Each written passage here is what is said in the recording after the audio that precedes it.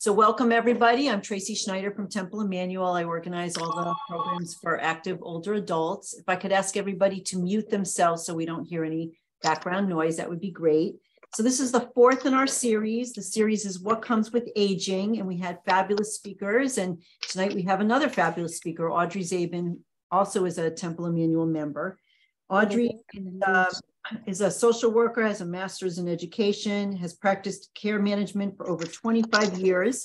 Her company, AZA Care Management and Home Care, has been one of the premier care management practices in New England. AZA was recently sold to The Key, and Audrey continues to act as a consultant to the company. She also sits on consulting staff to both the Pavilion and the geriatric psychiatry units at McLean Hospital, an affiliate of Mass General Hospital and Medical School. She is recognized as a national leader in the field of care management and has authored several publications. Her professional affiliation. I want to know what it says. Yes. If you could just mute yourself, who's ever speaking, that'd be great. The National Association of Social Workers, the American Society on Aging, the National Council on Aging, and is a fellow of the Aging Life Care Association, where she has served in several leadership positions as a committee chair and on the board of directors. And tonight, she is speaking about aging, social isolation, and intimacy. So any questions you have at the end, again, I will turn off the recording. You can ask questions. You can always put it in the chat to me if you feel uncomfortable asking the question, and I will ask it on your behalf without saying your name. So that's fine as well. And let's get started. Welcome, Audrey. So glad to have you here. Thank you, Tracy. Nice to see everyone, some familiar faces and some new. So for those of you who don't know me, besides being a social worker, I also like to be known as a member of the Temple Emmanuel community. And I do run the monthly support group for caregivers. And there are a lot of you here tonight. So thank you for joining me. I know that the last in the series tonight is about aging, social isolation, and intimacy. And as Tracy said, I'm sure you received a lot of very good information from some very good clinicians about depression, the illness depression, how it's caused, what you can do about it, why it's there, and so on. Today, I think someone is not muted, and I'm going to ask you all to check to make sure you are, because I don't speak as loudly as others, so I don't want anybody to have difficulty hearing me. So please make sure you're on mute, please. Thank you. Let me just say that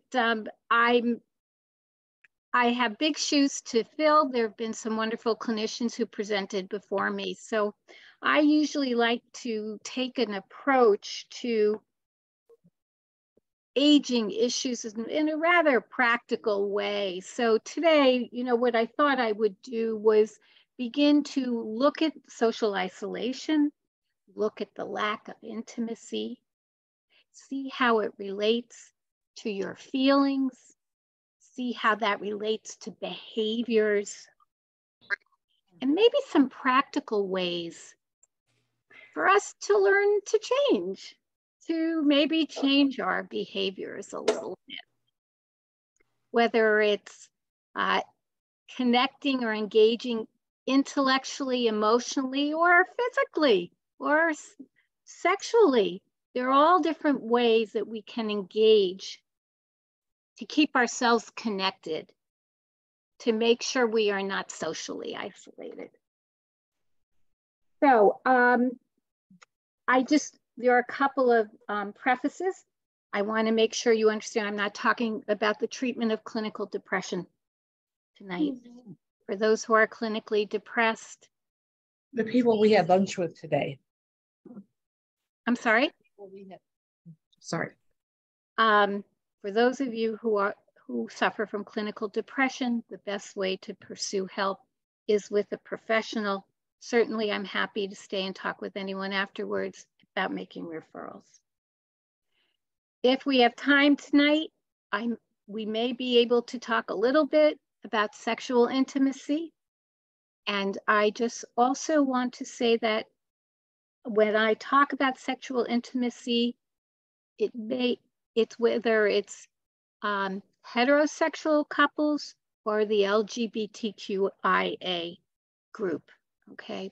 Partners are partners. So I don't wish to eliminate anyone from this discussion at all. Okay, so I'm gonna practice sharing my screen with everyone. And I think you all can see this. Tracy, we're good. Just nod your head if it looks good. Yeah, very good, thanks. Okay, and so this is me. And we're gonna try to move on here. So this isn't moving for me. Okay. I'm gonna have to unshare for a minute. I'm sorry, Tracy. Okay. I'm just going to take this minute.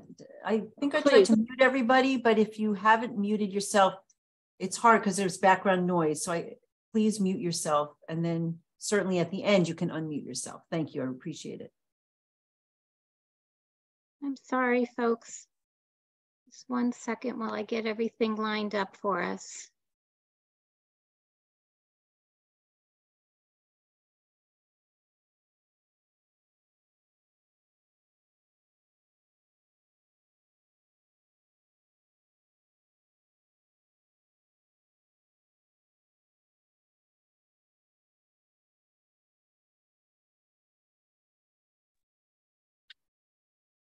Okay, here we are.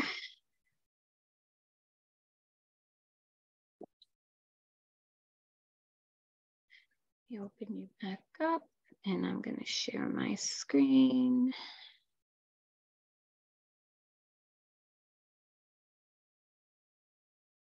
Okay, and I'm going to, okay. Tracy, you can see humans are social creatures by nature. Okay, terrific. Okay, so let's start when we talk about social isolation or a lack of intimacy. I think it's important and worth noting that I'm not seeing the slides in full screen. You're showing speaker notes. Bruce, what is that? Bruce, what? Bruce, what? Well, you're not the slide. What we're seeing is not the slideshow. We're seeing speaker notes, and that gives the slides they're very small. How's that? Not yet. It's a full screen, everybody. It says slide 2 on the left and then slide 2 of 29 on the right. Right, but we have half of the screen is blank. Instead of seeing Audrey, the right side. My screen now is full screen, guys. So maybe I'm sorry, I can't tell who's speaking, but maybe This is page, it's in 2-point font. We can't read it at all. Okay. Why don't you present? You'll be reading your notes, and let's start like that. I see what the person just mentioned. I see on the left and the right is blank. That's how I see it on my screen. You see this? We see about a third of a screen of text. The screen is divided in half. On the right, it says slide 2 of 29 with nothing under it. On the left, it says slide 2 with humans are social creatures by nature.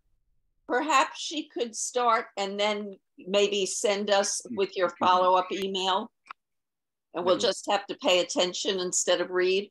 Yeah, just read or present it, because we're going to be wasting time. Just keep talking. Okay. Let me just get on my screen. Okay. I'll cut them up later, not all of them. Hi, if everybody can mute yourselves, please. That would be great. Thank you. Mute. Okay. I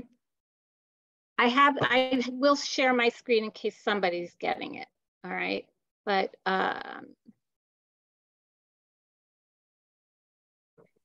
So there is a clinical psychologist, Ann Rufa, who says that we are not meant to lead solitary lives.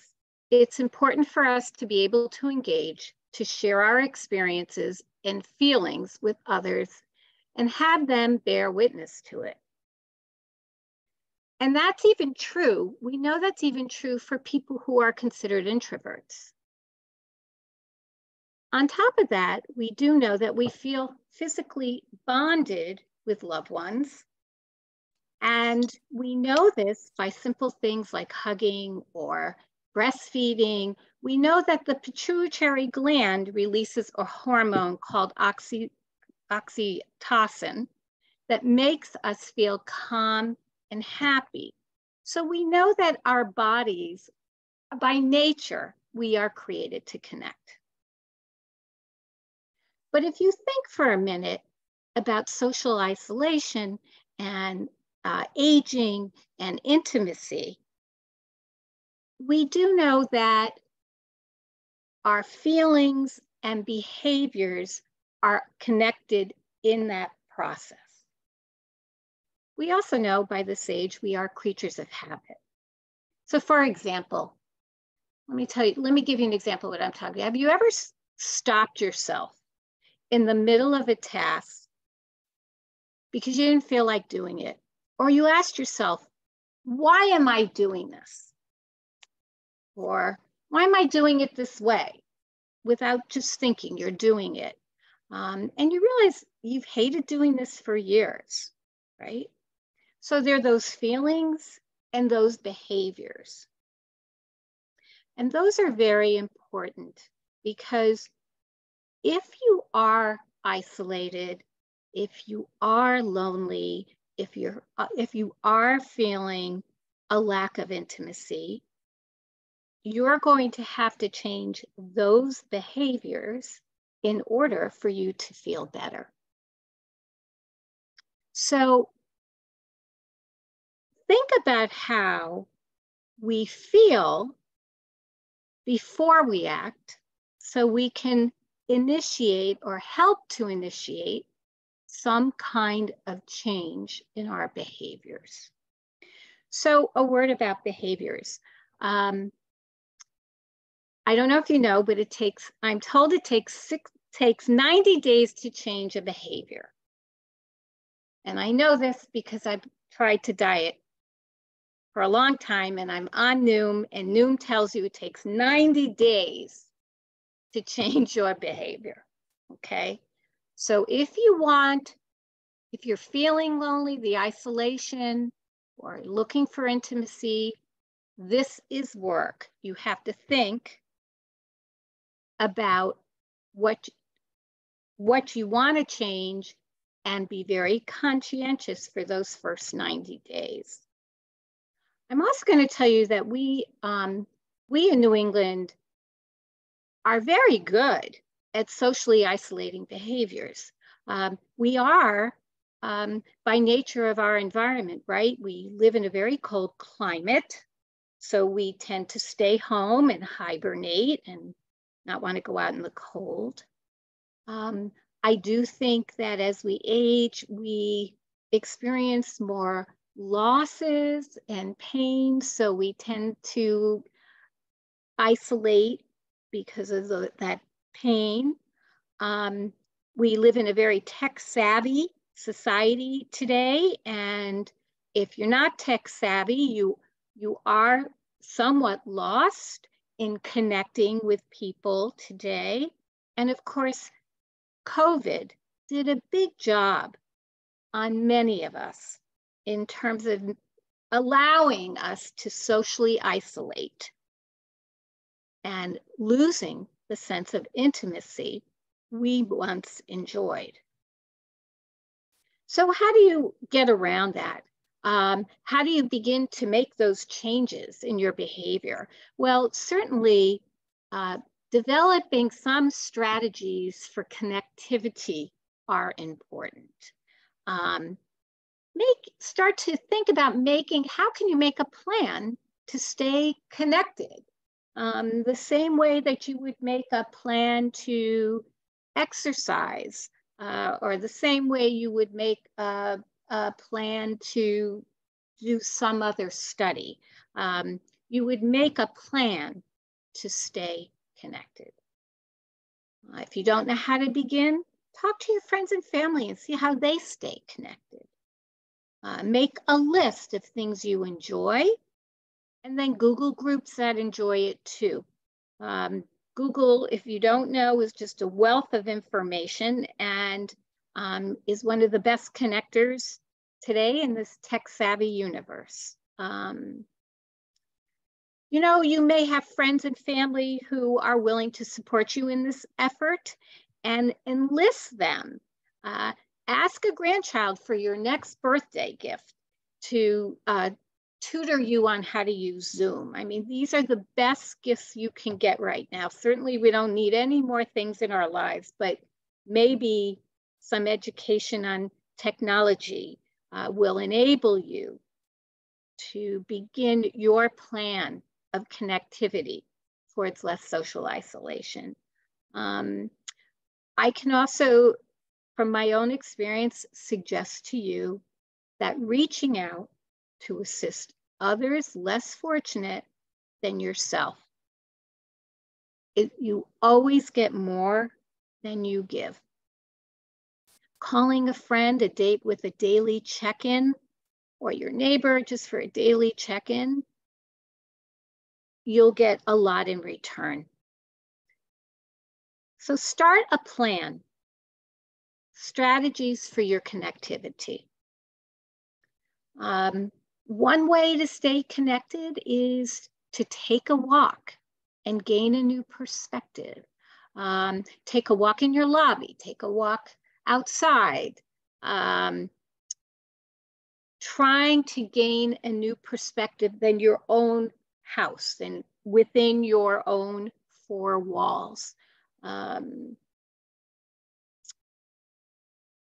Look out the window, not just look inside your apartment, but take a chair and look outside for a little while. Again, getting out of your own four walls. It will make you feel less claustrophobic. It may make you feel more connected to the outdoors. And if you are outside, vitamin D is a big bonus as well. So please, try to get outside of yourselves in an attempt to connect to something else. Celebrate the good stuff. One of the best ways to stay connected is send those birthday cards. Keep a date book. People love to be remembered. Everyone loves to hear from someone with a kind word for their birthday, their anniversary, or pick up the phone, or if you can't get to the mailbox, text a happy birthday to people. It's a way to stay connected, and it comes back.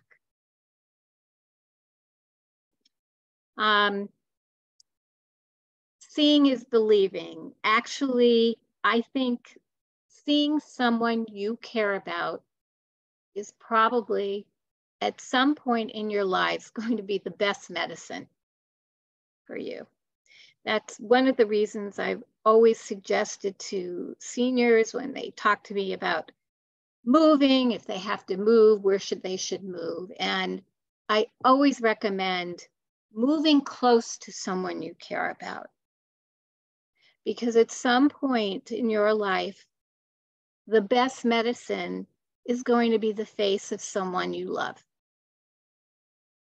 And there's nothing better than that visual connection to keep you connected, to feel cared for. And if you can't see them in person, then look at some of the virtual options. I just want to remind you that YouTube has wonderful tutorials on how to use Zoom and Google Meets and all of the other virtual options today. Take what I call some moments, some of those meditative, mindfulness moments. It's all about staying, mindfulness is about staying in the moment and not going on to this path of what ifs. You live alone, it's very easy to become overwhelmed with feelings of loneliness and anxiety and grief and worries.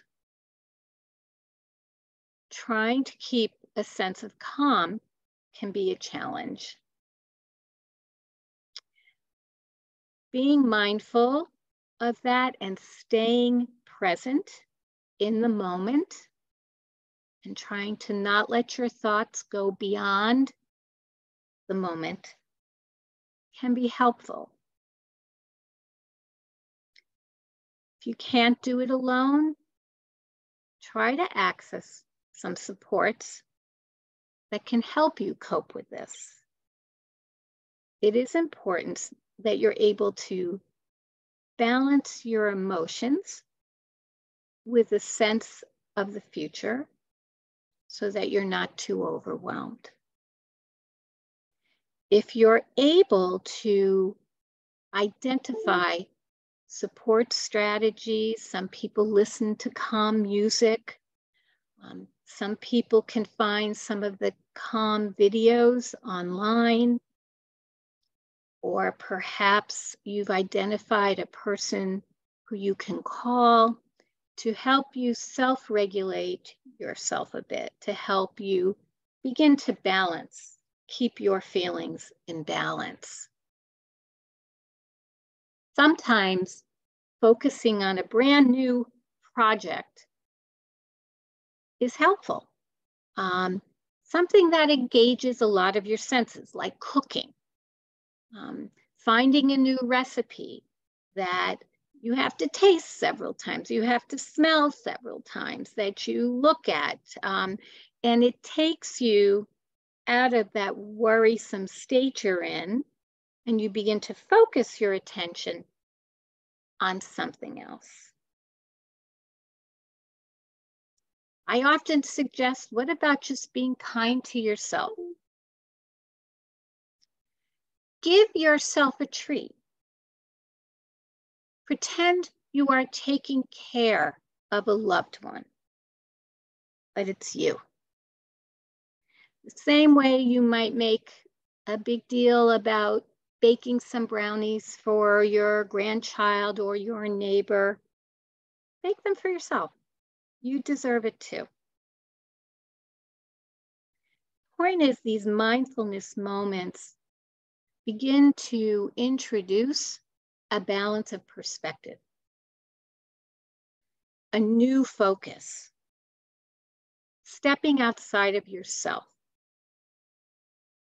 so that your emotions in the present become the focus.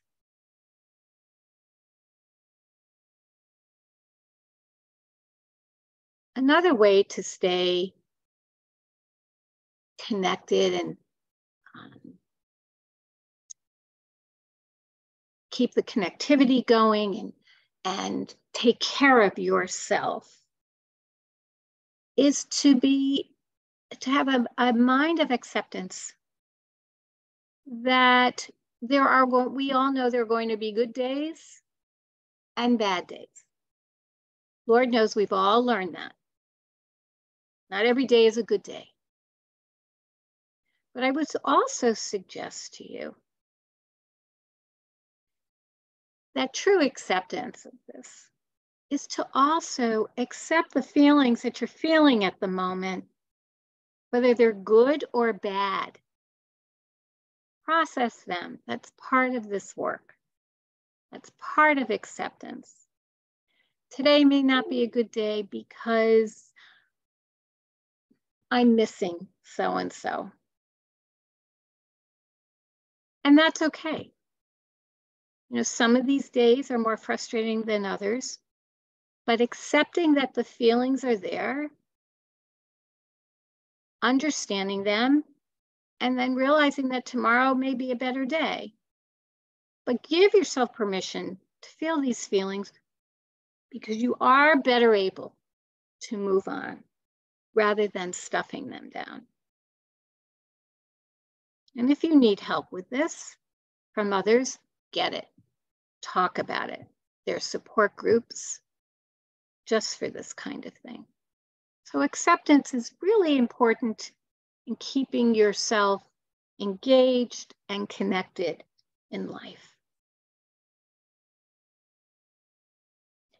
Staying connected it's a natural response. You know, we naturally crave engagement, intimacy, and it doesn't diminish as we grow older. Positive, intimate relationships have been linked with numerous health benefits. Physical health benefits, lower blood pressure, reduced stress. And while age can bring barriers to intimacy, there are steps you can take to create a deeper connection with your partner.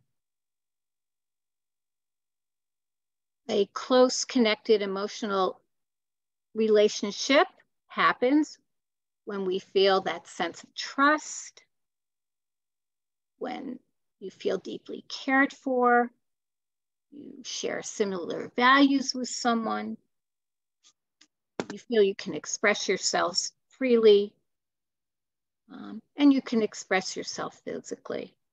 We feel valued and connected to our partners, intellectually, emotionally, physically, on all levels, and that does not decrease as we age.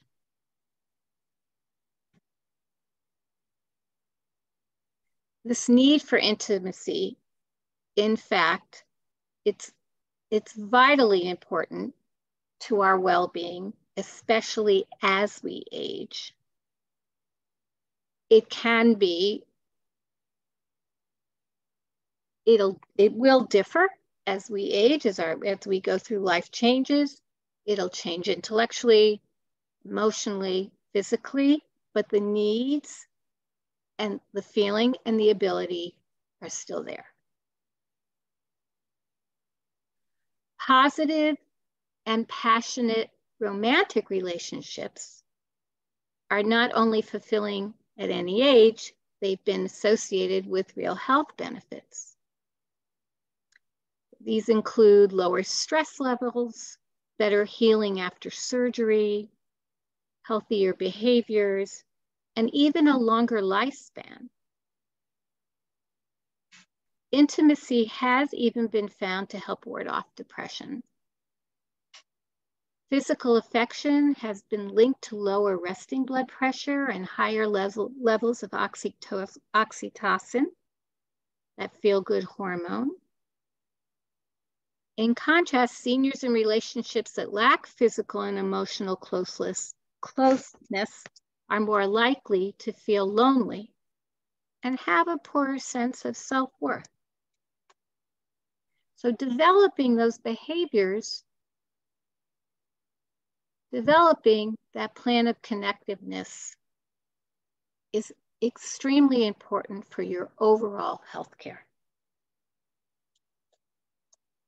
So, you know, what are some of the barriers today? Barriers of intimacy for seniors. In older adults, there are a number of emotional, cognitive, and physical issues that can hinder our ability to be intimate with a partner.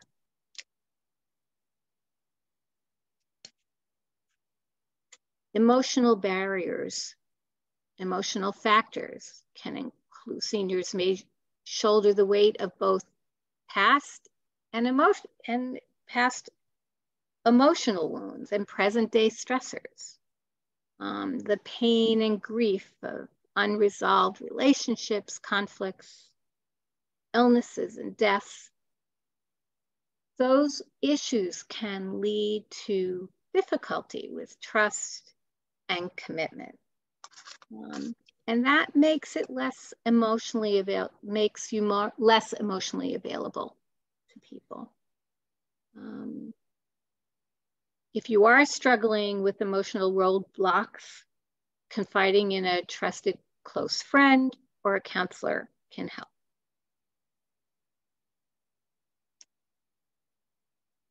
So another barrier for seniors can be cognitive factors.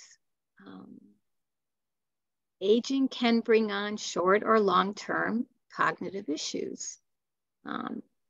Memory impairment that impact the way you interact with a partner.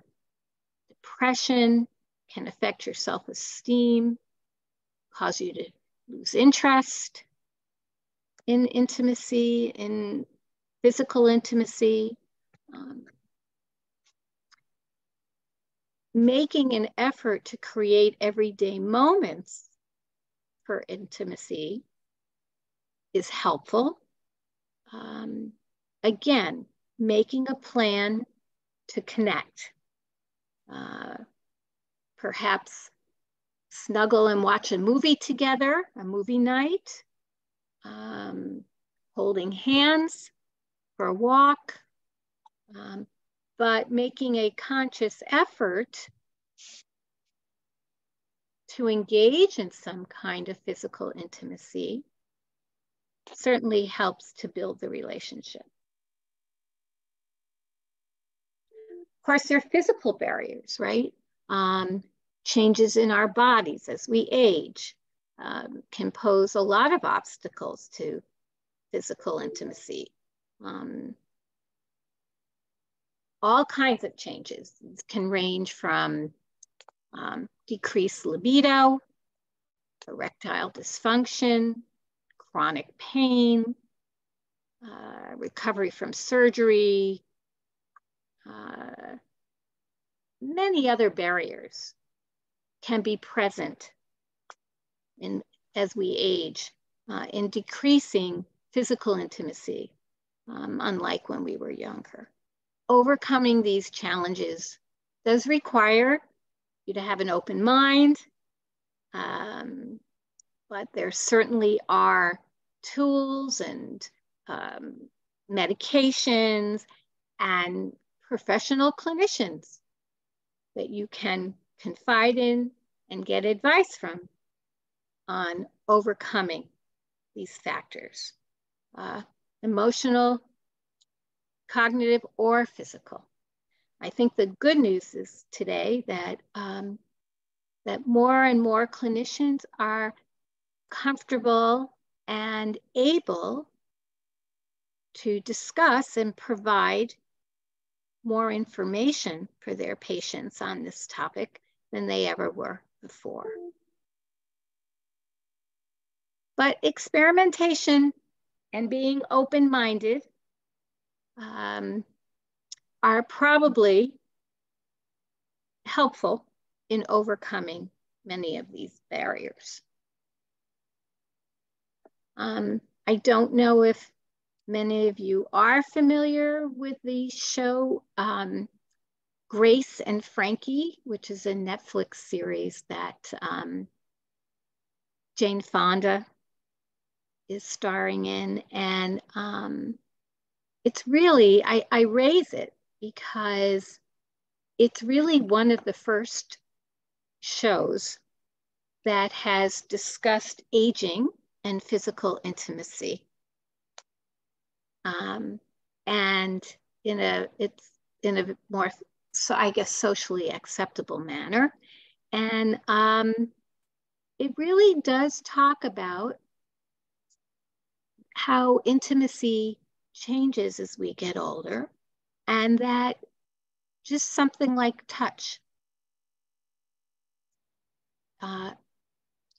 just touching someone can make a big difference, can spark your relationship, can nurture emotional and physical bonds with a partner.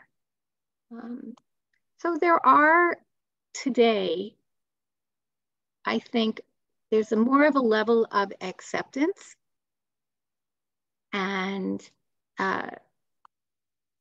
more tools out there as well to assist with beginning to bridge the physical intimacy with partners. You know, intimacy is an interesting word. It's the process of discovery between two people, and it's about sharing. So don't be afraid to share your deepest thoughts, fears, or feelings. Keep the lines of communication open. Communication and connectivity are what will allow you to share your feelings and be connected.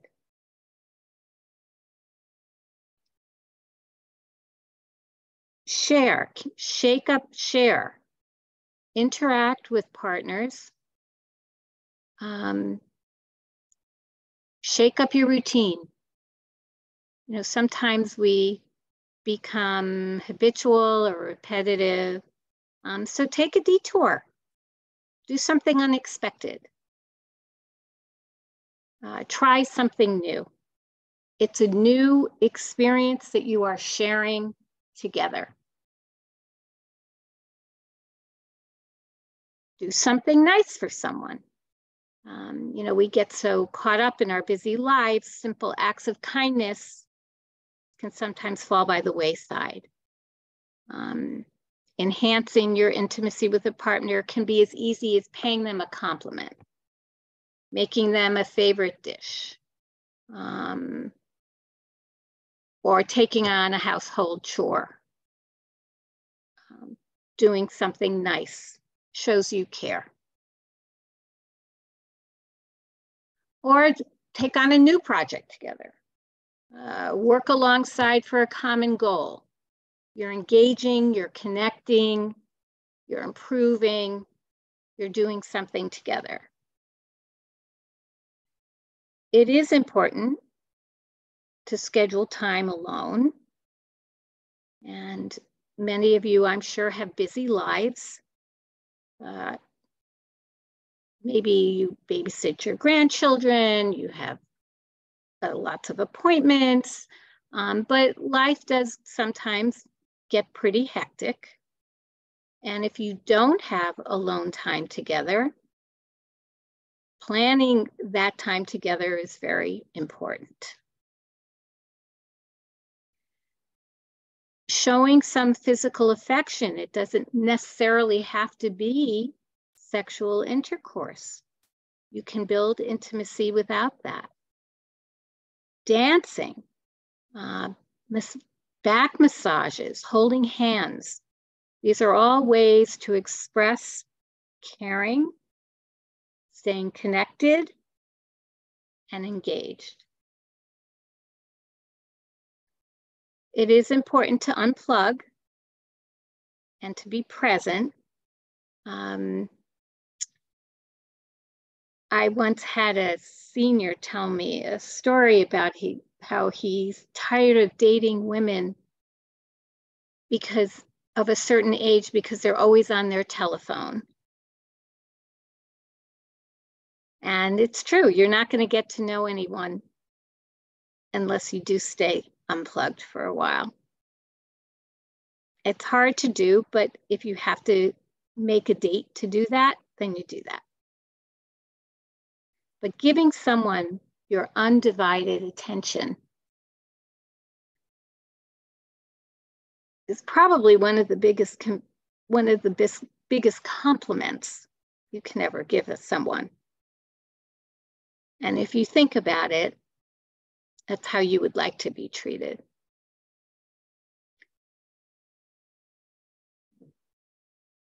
Connecting and feeling close are just all part of the human condition. While intimacy and sex are two distinctly different things, they are intertwined. Especially in women, emotional intimacy can lead to more positive sexual experiences and physical intimacy, whether it involves sex or not, can help you feel connected with your partners.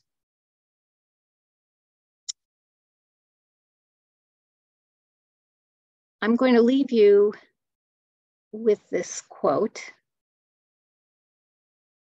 Beautiful young people are accidents of nature, but beautiful old people are works of art, by Eleanor Roosevelt. And as I think about depression and isolation and intimacy and aging, I think it's work, it's planning, but at the end, it is a work of art. So I'm terribly sorry we couldn't do shared here, but I leave it to you now, Tracy, to begin the discussion. Thank you, Audrey. I'm going to put everyone now on gallery view. I love the sentence you said, focus on a brand new project, because sometimes if you've been through some kind of despair or loss or sickness, if you can do, plan something with someone else together, it really puts your attention there. You can work with the other person. So right now I'm going to stop recording, and this way we can have a more personal discussion. So let me stop the recording.